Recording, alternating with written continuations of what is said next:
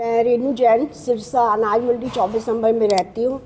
मेरी मम्मी की टीचर थे, फैमिली में मैं और मेरी मम्मी थे। 2021 में मम्मी का देहांत हो गया।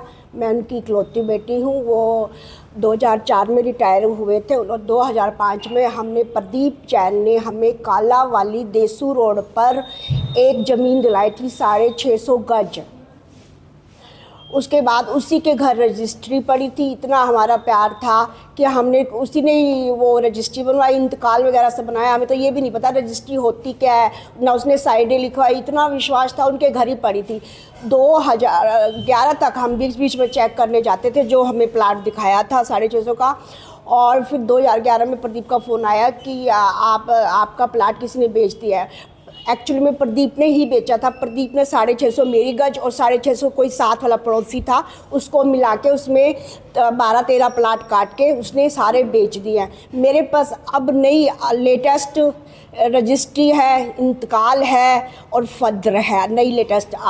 तो फिर मैंने इसकी बहुत इंक्वायरी की, पर इंक्वायरी के समय प्रदीप को बुलाया जाता है, मेरे को नहीं बुलाया जाता, क्योंकि वह एक अमीर आदमी है और राजनीतिक से सलूक करता है। उसके इसमें सारे उसके खिलाफ सबूत भी है। कानूगो की रिपोर्ट है और जिसके नाम रिपोर्ट है और एसडीएम की रिपोर्ट है। 3-4 प्रूफ है जिस जो आज तक उसकी इंक्वायरी नहीं। फिर हमने अंत में 2015 में कालावली डाबावली कोर्ट में केस डाला और एक हरियाणा चंडीगढ़ में मैंने रिट डाली।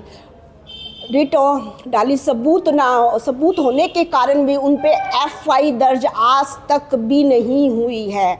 फिर मेरे को डाबावली 2023 में प्रदीप पैसे वाला है, उसने जज को फ़ोन करके मेरे को जगह दूसरी दिला दी। उसी कॉलोनी में 22 कराल की कॉलोनी में दूसरी जगह दी 550 गज। मैंने कहा चल कोई बात नहीं, 550 गज है, मैं ले लेती हूँ। मैंने वो की, उस पर निशान दे गई। मेरे चाचा जी भी साथ गए थे और वो किसी और का प्लाट मेरे को दे दिया गया और उसने मेरे ऊपर केस डाल दिया। साल हो गया। अब मैं क्या करूँ? मैं वो प्लाट मेरा है या जो पिछला है 650 गज वो मेरा, इसमें समझ में नहीं आ रहा। फिर मैंने ये सोचा कि इस प्लाट को मैं कब्जे द्वारा, जो मेरा पहले वाला प्लाट था 650 गज है, तो मैं उसको दिखा के आऊँ। मैंने उनके कब्जे वाले को दिखाया कि ये मेरा प्लाट है। उसने प्रदीप ने सारे 6-7 प्लाट काट के मेरे बेच दिए। 6-7 प्लाट इस साइड है, 6-7 प्लाट इसमें है। इस पर 2-3 लोगों ने बना के सारे 13 प्लाट बेच दिए 2012 में। हमको 2012 में पता चला ये प्रदीप ने ये सारा कुछ किया है। प्रदीप है, अरुलदू राम है और उनके बेटे कानूगो पटवारी सब इसमें शामिल है। 2013 के बाद हम उनके घर नहीं गए। फिर यहाँ पर इंक्वायरी डीसी कर रहे थे, बहुत अच्छे 2013 में इंक्वायरी कर रहे थे। तो उनका इसका जगपाल की रजिस्ट्री नाम थी, उसने ही इसके विरुद्ध कागज़ दिया कि भाई इसने मासी से धोखाबाजी किया। फिर हमें बाद में पता चला कि इसने हमसे साइन करवा लिए थे कि भाई डीसी को साइन देना। उस समय तक हमें पता नहीं था ये प्रदीप ने ही सब कुछ किया है। फिर हमने साइन कर दिया, वो असली कागज़ मेरे पास है। अब नहीं ये है कि आज भी रजिस्ट्री मेरे नाम है, इंतकाल मेरे नाम है, फद्र नहीं 2022 की, उसमें भी हमारा नाम है। बाहर तो शो कर रहा है कि सारे कागज़ की ज़मीन है, अंदर ज़मीन बेच दी गई है, उस पर एफआई दर्ज नहीं हो रही। क्या बात है, हम कहाँ जाएं? कानून, मैं अकेली लड़की हूँ और ये 2000 में गरीब हो गए थे। 2000 में गरीब हो गए थे। मेरी मम्मी ने इनको 4 लाख रुपए दे के सहायता की इनकी। ये सड़क पर आ गए थे प्रदीप जैन और इसकी पूरी फैमिली।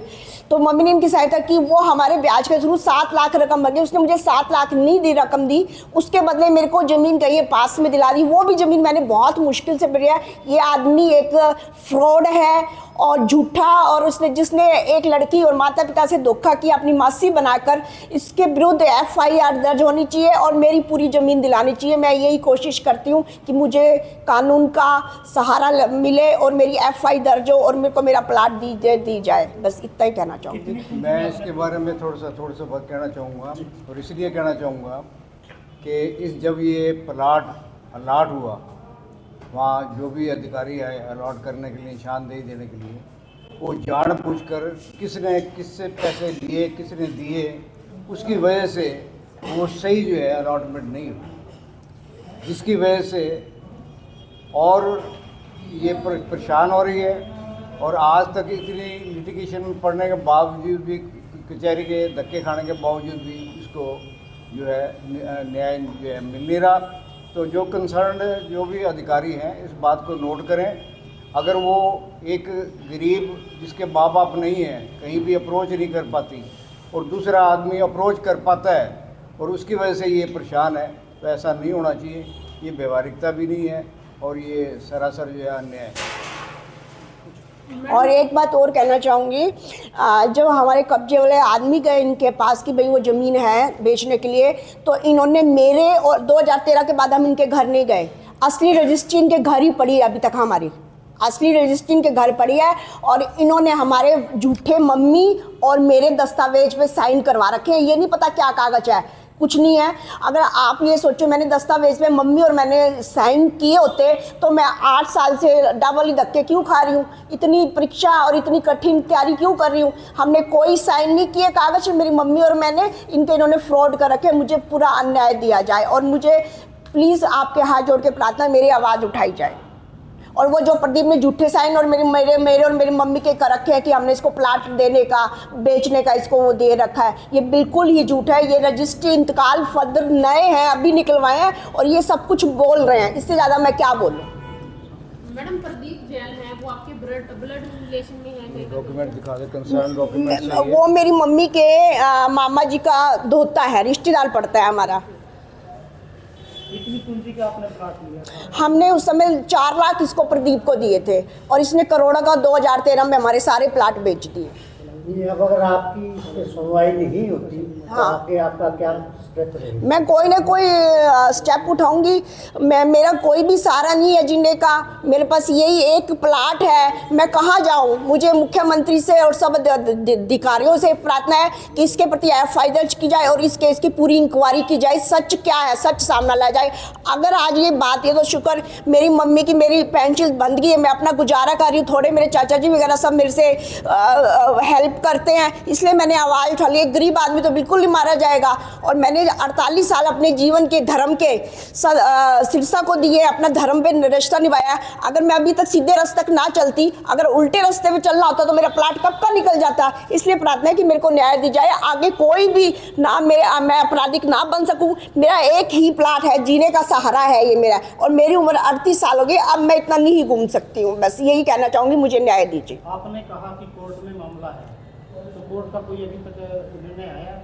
हाँ जी, कोर्ट का क्या निर्णय आया? कोर्ट का निर्णय आया था। हमें 22 कनाल की जो ये एक बनी हुई थी पूरी कॉलोनी, उसके अंदर किसी और की मुझे जमीन दे दी 550 गज। गलत अलॉटमेंट कर दिया, गलत अलॉटमेंट कर दिया। इंटेंशनली तंग करने के लिए वो कार्रवाई गलत हुई और उसके खिलाफ भी ये कर रही है, लेकिन उसका उसको न्याय नहीं मिल रहा। वो जिसकी जगह थी उसने मेरे ऊपर केस कर दिया। अब मैं कौन सा प्लाट लूँ, कौन सा सच मैं कहूँ?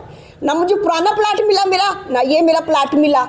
मैं चाहती हूँ प्रदीप जैसे जो इतने फ्रॉडी आदमी, और ये आज मैंने कॉन्फ्रेंस किया ना, ये कल अब करके कह देगा मैंने तो कुछ किया ही नहीं। नहीं किया तो ये कागज़ तुम्हारे तो कैसे आ गए? तेरे सारे तहसीलदार की रिपोर्ट है, कानूनगो की रिपोर्ट है, इसमें सब वो है। और कागज़ कैसे बोल रहे हैं? रजिस्ट्री, इंतकाल और नई फदर में हमारा नाम है, आज भी मेरा नाम है। मैं ये चाहती हूँ बिल्कुल मुझे न्याय मिले। अगर मेरे को न्याय नहीं मिलेगा तो मुझे हो सकता है कि कोई आपराधिक नाम मैं बन जाऊँ या कोई ऐसा रास्ता अपनाऊँ जिससे समाज में मेरा नाम ना खराब हो। कृपा करके मेरे से ये 48 साल जो मैंने जीवन के बिताए हैं, मेरे ऊपर कोई एफआईआर दर्ज भी नहीं है। मैंने सीधा कानून का सहारा एक लड़की होकर लिया है और देश और भारत का नाम रोशन है। आज मेरे कारण और लोगों को भी इंसाफ मिले कि जिससे मेरी प्रक्रिया हो इस केस की मुझे। और जिन्होंने ये किया है, कानूनगो, पटवारी, तहसीलदार, कानून, जिन्होंने बाहर तो शो कर रहा है जमीन है और अंदर है नहीं, कितनी बड़ी बात है, कितनी बड़ी बात है। कानून को कोई प्रक्रिया नहीं है। मैं चाहती हूँ मुख्यमंत्री तक मेरी आवाज़ पहुँचाई जाए, प्रशासन तक मेरी आवाज़ पहुँचाई जाए, जिसने ये किया है एफआईआर दर्ज की जाए और मेरे को मेरी ज़मीन दिलाई जाए।